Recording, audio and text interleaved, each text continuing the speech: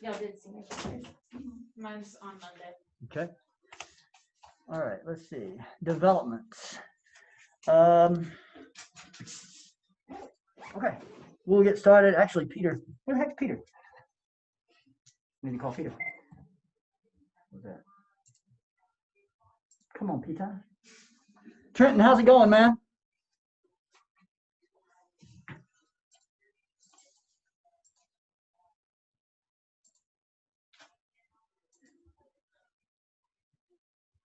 All right. I have good news, guys. Y'all are going to be happy. Let's see.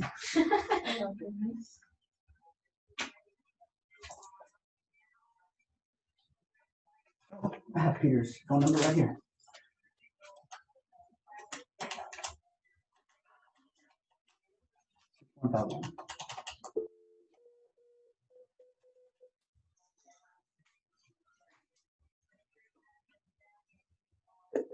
We're sorry, we Oh, have. you gotta be kidding me.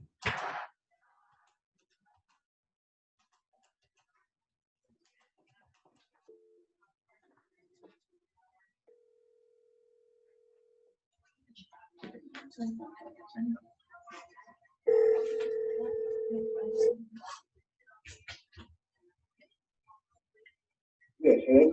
Hey, Peter, it's Mr. Cooper. Hey, can you hop on the Zoom meeting? Yes, sir. It's just I couldn't. I'm having trouble connecting to it. Okay.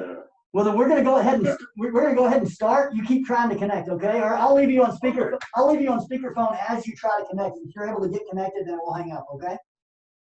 Oh, yes, sir. Okay, perfect. Trenton, can you hear me? Okay, all right, just wanted to make sure. Okay, guys, so here we go.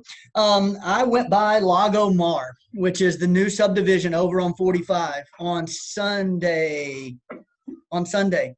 And I spoke to a kid who graduated in 2016. He's one of the sales, associates out at Lago Mar. And he is a 2016 graduate of Dickinson High School. He pointed me in the direction of their guest services and event specialist who was out there. Her name is Shalene. Yeah, Shalene Younger is her name. And so I went over and I spoke to her, and she gave me a tour of a wedding reception hall that they have on the water over at Lago Mar. Now, it is not big enough to hold 500 people, nor would we want to try that in the time of COVID. However, it's big enough to hold maybe 200 people. It also has very large doors that open up to a very large dance floor type area that is covered and will have fans. Now, it's still under construction. It's supposed to be completed January the 1st, but it should be finished well in time for prom. So I talked to Dr. Smith. Dr. Smith wants to go out there and take a look at it. So the next item on the agenda for us is me to take Dr. Smith out there, and then once she sees it, me to take you guys out there to take a look at the facility to see if it's something you might want to do. So it's really a three-part area. You have the indoor facility that is going to be used primarily when they get it opened up for wedding receptions. So it's got to be big enough to hold, people. It has large French doors that open up to a large patio area that is covered with fans. And then past that, you have the cabana areas that kind of wrap around the pool. So all of that stuff would be available for us as a potential site for prom. I don't know whether Moody Gardens is going to allow us to have an in-person gathering or not, but this is our response to that, because we could say, okay, we can do this if we are okay with it being at least partially outdoors. Just a thought, but it's looking more and more like, we haven't talked turkey yet. We haven't talked cost to do this, but because a lot of our kids live in that neighborhood, because it is within Dickinson ISD, they really they were very enthusiastic about the opportunity to host something that would bring good marketing opportunities to their subdivision, which makes sense. It looks like it might be a good relationship maybe for both of us. It might work out. So I have to take Dr. Smith out there. She's going to look at the facility. I really shouldn't have been able to take a tour of it the first time because it wasn't completed. It was still a construction area, but this Shalene Younger lady took me through there. And then I'll take you guys if y'all are down for that, and then y'all can take a look at it. Now, Yes. fundraisers. I posted on the Google Classroom our Butter Braid fundraiser that should start on October the 26th. I'm way ahead of you guys already. I've already sold $170 worth of butter braids to myself. If y'all have never, and I don't know if you guys engaged in our sale last year to raise money using butter braids. If you never had one of these things, I'm hoping they bring by a couple of samples because they are delicious. I'm telling you. You have to tell him, say we need samples to your kids that haven't tried it. Okay. Oh, then I'll email him, or you want to email him? I'll Email. Okay. So we're going to get some samples for you guys. They are freaking delicious. So I think that you guys would love it. But like I said, I already bought $170 worth. And if y'all want to sign up for it on, I posted these. It was super easy. You flyers? just click on the link, you put in your email, and it sets up a page for you Mhm. with your email, and then it gives you a link. I posted mine on Instagram, Facebook, and just was like, Now, the only thing that you have to be careful of there is you don't want to sell to people that you don't know necessarily, because you're going to ultimately have to deliver to yes. the people who purchase. So you could sell to people that you don't necessarily know, but you have to have a way to get them the product in the end. So, I don't have anyone on my so social media. right. So you can blast it out through social media, but you have to be kind of careful as to who you sell it to, because ultimately when it comes in, you'll have to get it to those people.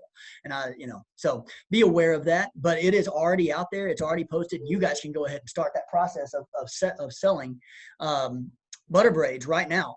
Now we need to, I'm going to get with Mr. Trahan and Miss Linda Olson, Dr. Smith's secretary, so they can post it on the district Facebook page. We need to let the seniors know that we're doing this fundraiser. So we need to probably, Why don't you let me do that? Because Okay. Dennis Simpson would be the one that does it for the district, and she Okay. can put it on Twitter for the district. She can. Okay.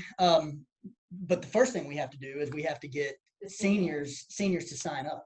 The seniors have got to sign up so that they have their own individual. You guys have to sign up. And Cecilia, I know you've already done it. Once you scan the little QR code, you enter your own personal information in there, then you have an account. And so if you want to share share our link with people, you can, and then they select your name. That way you get credit for the sale. That's how it works. Can I do this Yes. So for navigators, senior navigators? yes. I think that would be the Yeah. best way to do this. Yes. On the post you put on the officer classroom. Yes. The QR code. Yes. It sometimes it may send someone to a different fundraiser. Yeah, no, Send you to it. it sent you to Clear Lake Presbyterian initially, didn't it? Yeah. Yeah, well, they fixed that. If you type in the link. Yeah, they fixed. Now wait, did you say that the QR code sends you to the wrong place? Yeah, the barcode. Okay, let me double check that. But the link itself, then I searched up the link, and the link will send you to the website for it. Well, we need it. When did you do it? When did you do it, Peter? I did it, I believe, the day after you posted it. It works now. It works now. We corrected it. Oh, okay. Yeah, we caught that. Thank you. And yes, you're right. It was redirecting us to Clear Lake Presbyterian's fundraiser, and I was like, hold up, we don't really want Clear Lake Presbyterian getting credit for our fundraiser. So they corrected that. It should work now, but if all of y'all can double check it, then we'll make sure that it works. But I'm pretty sure that it does now. So that's the most immediate fundraiser, supposed to begin on October the 26th, closing down on 11/9, I believe, and then they're going to be shipping that stuff to us, and we'll be dispersing it to you guys. One other thing that Lago Mar said is something that we can do once the spring rolls around is we can have like a pool party where we use that lagoon, and all the proceeds from people paying to get in go to Dickinson class of 2021. She proposed that as a potential fundraiser for us, and I thought, well, that might be a good idea. If the money that people pay to get into the lagoon goes to us, and then the money that they spend on goods and concessions goes to Lago Mar, it might benefit both groups. So we need to check to see if that's going to be allowed by the school board, because that was not a fundraiser that we I'll planned put on it on. initially. I'll look it up. Okay. But that was something that she proposed, and I thought was a pretty decent idea as far as a way to make money. In the end, we're going to be bound. What we can do is going to be limited only by the amount of money that we raise or don't raise. We know what we have. Oh, there's Peter. We know what we have right now. I'm going to hang up with you on the phone, Peter. Okay. He didn't. So we know what we have right now. And I told the lady, I said, times are hard. So can you make a Dickinson prom work given the limitations that we have on our ability to fundraise? And she didn't think that would be a problem. Costs that we know that we're going to need to incur: DJ cost, security cost, decoration cost. All of those things are things that we know are going to cost us money. Food cost. Now, one other thing that she said is because of their location and what they are, they have numerous they have numerous vendors, food vendors that come. No, that's okay. They have numerous food vendors that come by there and sell food all the time. So she has access to food vendors that we might not have access to. Really, we can tailor our food needs to, well, we're going to have to find out how much money we have come that time, I guess. But so are y'all all okay right now, you being the class officers, are you all okay with Lago Mar as a potential site for prom? I think it's the best site, like the best option. Okay, are you in any way deterred by the fact that it might have to be outside? At least a portion of it would have to be outside, which is not customary for prom. I think the outside idea is actually like pretty cool because it'd definitely be better too. Yeah. I guess like depending on how this pandemic progresses, like right. An outside prom would be a little bit more safe. Yeah. A question I have is about like the potential attendance. Like let's say the pandemic doesn't let up. Right. And there are over like 700 kids in the class, but not all of them are going to be able to go to this feasibly. So like True. How exactly would we determine who goes and who can't and all that? You sell tickets to those who want to go, and because it is an outdoor function, Trenton, you're right. Some people are not going to go for fear of, just like some people won't come to school for concerns over COVID-19. We can't guarantee at school or at prom that you won't contract COVID-19. Okay. We can't make that guarantee, unfortunately. But the best we can do is try to mitigate the risk by having it in an outdoor area. I mean, let's be real honest about what we do every day here at school. We have at least 1,000 kids on campus every single day in an enclosed environment. And yes, we do have some positive cases here on campus, or we had some and they've been sent home and dealt with accordingly. I can't promise that there won't be more cases, just like you can't promise that strep throat isn't going to be a thing every winter, or flu. So there's no way to entirely prevent it. We can only mitigate the risk. But a prom that combines both indoor and outdoor elements might give us our best way to mitigate any potential risk and hopefully put people's minds at ease and encourage them to want to come to prom. We didn't get to have a prom last year. So if this is kind of the evolution of prom during COVID, then I would rather be a trailblazer and have an indoor-outdoor prom than not get to have a prom at all. Yeah. So are y'all in agreement with that? I mean, does that make sense to everybody? Yeah, that makes sense. I agree with it. Did they work on the donation letter? The one you asked them to? No, we haven't gone down that path again because any we're waiting for donation. the bond. Yeah, we have to wait I'm for the sorry. bond. And in Trenton, I typed up a donation letter where we solicit local businesses for potential donations, just straight cash donations to class of 2021. But we're going to have to wait on that until after the bond election because there's a bond election on November the 3rd. When you're asking voters for additional funds to build new schools and things like that, we don't want to undercut. We don't want to try to hit them twice before the bond election. After the bond election, if they're still willing to give, then any donations would be appreciated.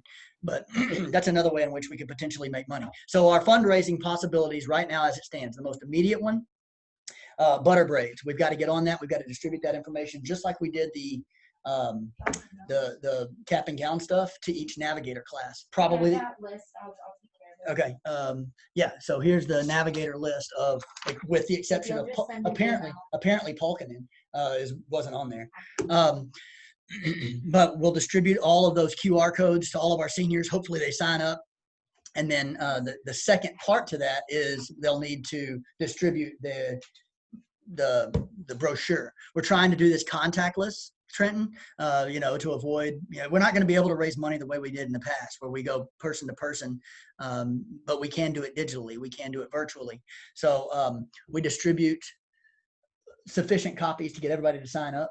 This one's fine. That is the one for the customers. This is the one for, we need to print out the most recent one. These are not the most recent ones, but this is the one for the seniors. That's gonna be the one for the seniors. I'll print out a new copy and give it to Miss Carpenter. We'll make copies and get it to navigator classes like we did cap and gown stuff. So we'll do that this probably Monday of next week, maybe. Okay, because the 26th is supposed to be the start day, but really we can start whenever we want to. Like I said, I've already started selling. So if we go ahead and start the ball rolling, if we get over a certain amount of proceeds raised, we get 50% of the profits from the butter braid sale. So October 26th to about 11/9 to 11/16 is going to be the fundraiser for butter braids. Then after the election, we have the potential for going and asking for donations from local. We still have to add our names to that letter, right? Yes, we have not edited that letter yet to say that it's coming from the class officers, but we will. The next potential opportunity would then be early in the fall. Oh, I'm sorry, early in the spring semester with our cookie dough and stuff like that sales, and then through Lago Mar, a potential fundraiser where we have kind of a beach party Saturday or something like that, where people come, pay to get in, and we get the proceeds from that, and they keep the proceeds from any food sales and stuff like that. So that's still a ways off. I still have to coordinate that with Miss Younger out at Lago Mar. But the fact that I finally got to see somebody face to face, and she is the event planner for that place, makes me feel much better about the potential for having it at Lago Mar. Because up until that point, I just left voicemails, and that hadn't been good for me. So you got anything else? If you wanted to do, how every year the seniors will sell like Whataburger breakfast or. Oh God, I hadn't even thought about that. Okay, it's on there. I put that on the list for fundraisers, but maybe that's something we can talk about. Okay, yeah. So Ms. Carpenter was just mentioning a senior breakfast where we sell, we have donated breakfasts and we sell those, and that's something that they've done in years past. But that was the bell to go to third period, guys. I'll end the meeting now. If y'all have questions, shoot them to me either through email or post them on the Google Classroom. Thanks, Trenton, for being here. Thanks, Peter, for joining. Appreciate you guys. We're working. We're gonna get that prom thing done. Okay, guys. Okay, thank you. Have a good rest of your day. Yep. See y'all later.